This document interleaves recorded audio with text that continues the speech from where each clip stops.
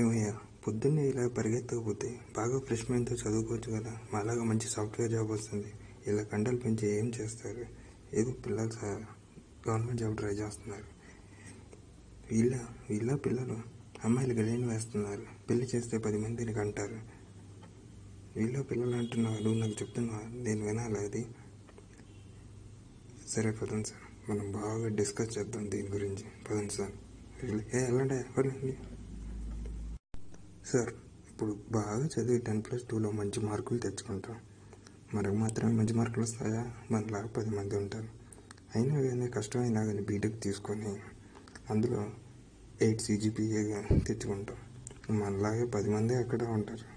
దాంట్లో కొంతమంది ఇంటర్న్షిప్ అనే సర్టిఫికేషన్ అది చేస్తారు. దాంట్లో ఇంకొంతమంది హై కమ్యూనికేషన్ స్కిల్స్ అండ్ వొకాబులరీతో ఉంటారు. అయినా పర్లేదని ఏదో కంపెనీలో 25 వేలతో జాబ్లో జాయిన్ అవుతాం. ఎక్స్పీరియన్స్లో శాలరీ వస్తుందిలే అనుకుంటాం.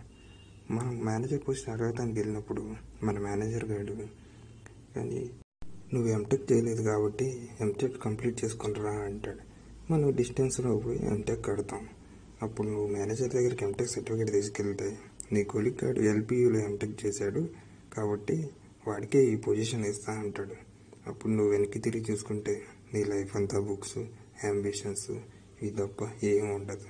సో ఎన్నాళ్ళు నేను దీనికోసమే కష్టపడింది అని అనుకుంటా. కాబట్టి లైఫ్లో నీకు నచ్చింది చెయ్యి, అది చేయకు.